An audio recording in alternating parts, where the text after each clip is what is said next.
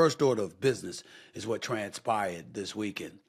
The debate over the dangers of court storming has been reignited this weekend after a player for the University of Duke was injured following their loss to Wake Forest.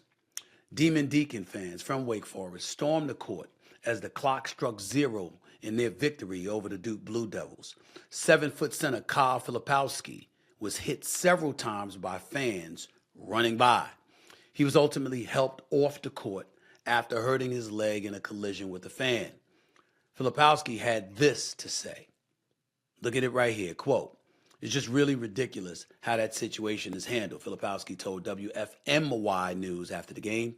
"I absolutely feel like it was personal, intentional for sure. Like I said, there's no reason where they see a big guy like me trying to work my way off the court and they can't just work around me, you know?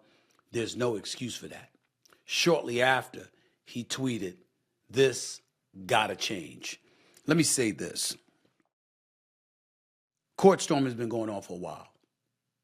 Looking up, reading from my notes, I remember in 1961, point guard Larry Brown was playing for the University of North Carolina at Duke Cameron Indoor Stadium, went in for a driving layup in the last seconds, was bear hugged by a Duke player. Ultimately, fisticuffs ensued and fans ultimately got involved. I remember Bill Self, the championship coach for the Kansas Jayhawks, nearly got pummeled when fans stormed the court after he had lost the game. I remember one time when somebody was in a wheelchair and was about to be stampeded and had to be lifted up and helped off the court by a player or two. I remember that happening. This is not new. And a lot of people are making a big deal of it, as they should, because it is dangerous. It is played out. It's run its course, and change definitely needs to happen. But I think it's important to understand why it needs to happen. It needs to happen because a younger generation, as wild as it could be, still used to act within bounds, still used to act with a level of decorum and a level of respect that we don't see from the younger generation of folks in this day and age. When we talk about respecting our elders, we don't see that anymore. You've got young whippersnappers out here don't give two shits about anybody, about how anybody feels.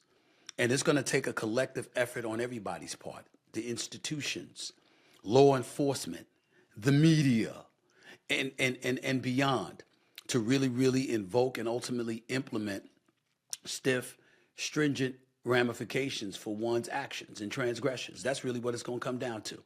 I'm not trying to sit up here, act like some old head or whatever the case may be. I'm just talking about people not having any regard for any rules and regulations. And repeatedly, I state this over and over again. Anytime any kind of change has taken place in any society, it's usually provoked by young people. Why? When we look, I'm in the media business, and I'm on linear television every single day. And we see people talking about direct to consumer and that's the future, that's the wave of the future. We see all of these people with these digital platforms trying to get in on the action to make sure somehow, some way they could profit off of it and they could find themselves doing this job. We see all of that happening. But guess why it's happening? Because young people are always about doing what they want to do, when they want to do it, how they want to do it, with whomever they damn well please, devoid of any kind of ramifications whatsoever. They march to the beat of their own drum. And the reason why direct-to-consumer is ultimately popularized and it's really taking on a life of its own, because guess what? You don't have to watch something at 10 o'clock or 12 noon or 3 in the afternoon or 5. You can watch it when the hell you want. You don't have to watch it on a big screen television. You go to Best Buy or someplace else to purchase a television on. You can sit up there and watch it on your phone or your iPad or your laptop computer.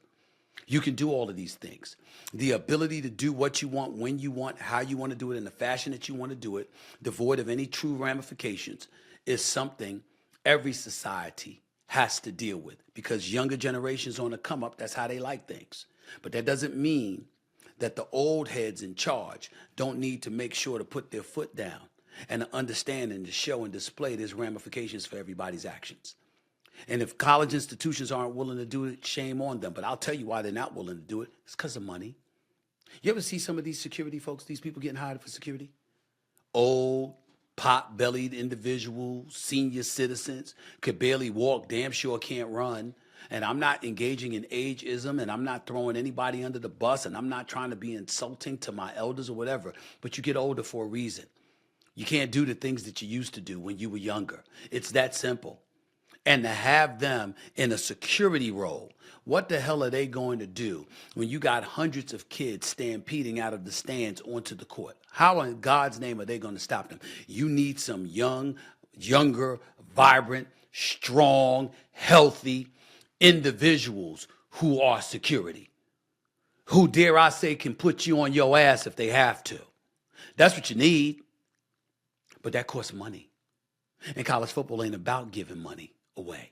They're about taking and soaking up as much money as they possibly can, which they've proven to us time and time again in terms of how slow they've been to make sure that ultimately NIL was in existence, transfer portals were in existence, student athletes getting compensated for their efforts and the revenue they generated for particular programs. You see how slow on the uptake it was for them to get to this point? Everything comes down to money. Nothing is free. And that's really what this is about. There's no way around it, y'all. There's no way around it. So I'm sorry that Filipowski got hurt. Hopeful and thankful that it doesn't appear to be as serious as one would originally have thought, even though he had to be helped off the court by his coaches and assistant coaches and some of the players. We get that. But in the same breath, you know something else? Here's another solution. Get security, which is younger, stronger, but also have them surround the visiting team. In most instances, when a court is being stormed, the home team that has won, they have the support of the home crowd. And they're soaking up all that adulation and celebration. It's the visitors, who's the rival, who's the losing team that's usually in danger. Protect them first. And make sure come hell or high water, you have them on the court. You surround them on the court and escort them out. That's what you do. That's the best you can do, y'all. You can talk about outlawing folks. What you going to do, keep everybody on the court? Give them all citations? Give them all fines? Think you'll be able to pull that off? Think they ain't going to cause mayhem? You think you got enough law enforcement officials or off-duty police officers or security personnel that's going to be able to police that? I don't think so. I don't think so. Spend the money to upgrade security. And by the way, when you storm the court, you got a license to get knocked on your ass. And you can't sue anybody. That'll go a long way. Trust me, deterrents come in various forms.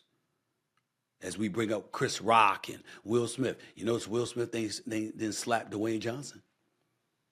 Notice he didn't slap Mike Tyson. Notice he didn't slap somebody like that. You know why? Because size and brute strength matters. There's a whole bunch of people out there with size and strength on them looking to get paid. Give them a job of security and give them a license to whip somebody's ass. I promise you, deterrence will kick in.